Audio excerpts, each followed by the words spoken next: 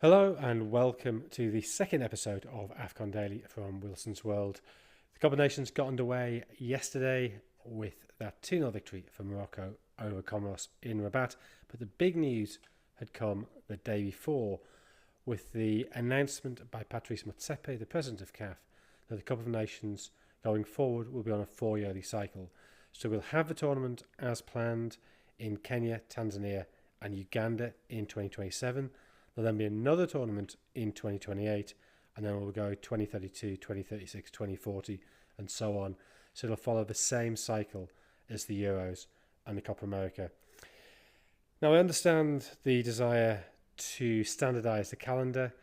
There is a big problem with the global football calendar, and it does need rationalisation, but this still seems very sad.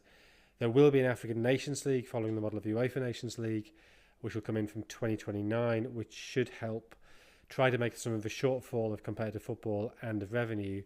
But to be honest, I'm sceptical, and this just seems like another example of FIFA, UEFA, the big clubs bullying Africa. Don't forget, this tournament has been shunted around all over the place, and that's why we've got this very strange and pretty awkward Christmas slot. There's two obvious issues that we don't quite know the answer to.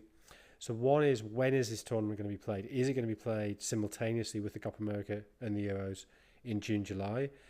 Which, if it does that, I mean, I guess if you're African, you don't really care. You think, okay, it's our tournament, we follow it. But that clearly is going to detract in terms of global interest in the tournament. But also, if it's played in June, July, then you simply cannot play it on the western side of the continent. You're going to run into the rainy season in the same way the tournaments in Cameroon and Ivory Coast, the previous two tournaments to this one, both had to be shifted back to the more traditional January-February time slot because of that rainy season. So who knows how that's going to play out. Also, given that no Cup of Nations since 2012 has been staged at the time and place it was initially planned, what is actually going to happen going forward? Is it going to be possible to stage these tournaments so they run alongside the Euros and the Copa America? 2027 in Kenya, Tanzania and Uganda, the problem you have there is that both Kenya and Uganda have general elections coming up, and that will be the priority.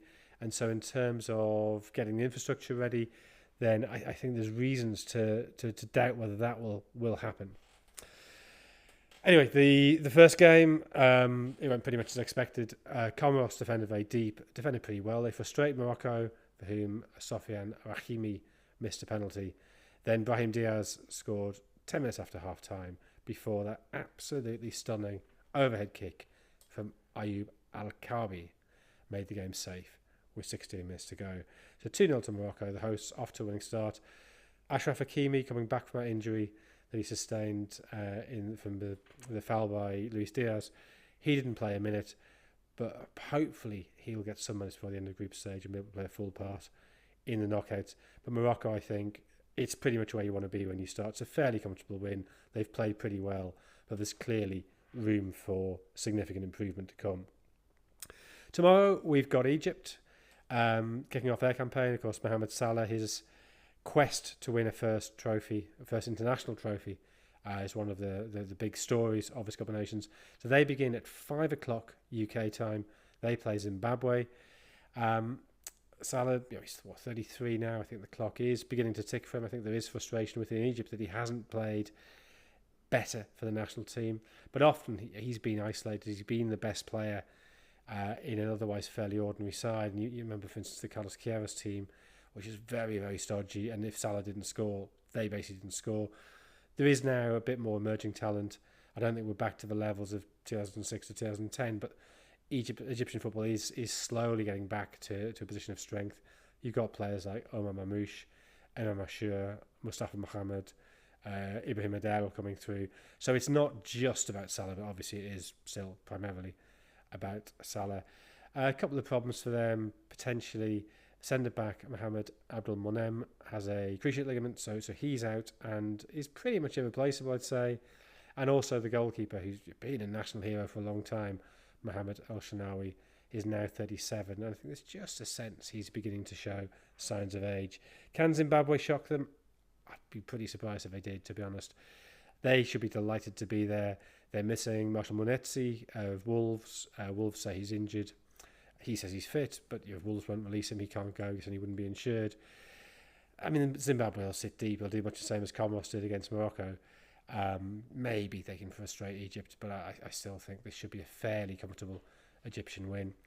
And then the other game in that group, you've got South Africa versus Angola. That's on at 7:30 UK time. South Africa, of course, qualified for the World Cup. They got the semi-finals of the Cup of Nations 2 years ago. I think for the first time in a long time, they go into a Cup of Nations with a sense of expectation. Hugo Broos, the Belgian coach of South Africa, in his 70s now, very experienced. He won the Cup of Nations with Cameroon in 2017 in Gabon. But he's been embroiled in a storm in the last week or so for some comments he made, which I was about to say can be deemed racist or sexist. I don't think there's any deemed about it. I think they are pretty overtly racist, certainly, and sexist probably. The one doubt about South Africa, other than Bruce and his old-fashioned, shall we say, attitudes, there's a slight doubt over their physical size. They are quite small teams, so possibly they could be bullied, but we'll see how that plays out. Angola, they have been improving again recently. They hosted the tournament in 2010. They've been coming back, I think, towards that sort of level under Pedro Gonçalves. They had a very disappointing World Cup qualifying campaign. They won 2, drew 6 of the 10 games. It wasn't disastrous, but it felt a bit flat. He was sacked after that. He's been replaced by Patrice Baumel, who was assistant to Hervé Renard when Ivory Coast won the tournament in 2015. He then subsequently became coach of Ivory Coast and actually converted to Islam in 2024. So he's an interesting figure, but we'll see if he can take on the Gonçalves legacy. So that's Group B. You've got the other game in Group A, so that's the group with Morocco and Comoros. You've got Mali versus Zambia. That's the early game, 2:30 UK time kickoff. Mali, I think they've flattered to see for a while. There's been a sense they should be better than they are. You're looking at people like Yves Bissouma, who hasn't featured at all for Tottenham this season. He's probably still the most famous player.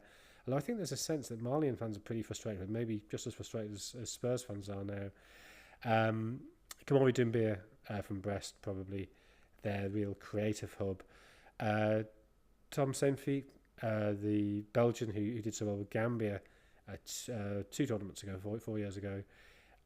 He's made them pretty solid, pretty difficult to beat, which is not the way Malian football was. They were a very attacking side. They finished behind Ghana and Madagascar World Cup qualifying. I think they'll be pretty solid now, just possibly lack of goals. Zambia, not in a good place. Poor in World Cup qualifying. They finished behind not only Morocco, but also Niger and Tanzania. Avram Grant was sacked as Zambia manager at the end of the tournament.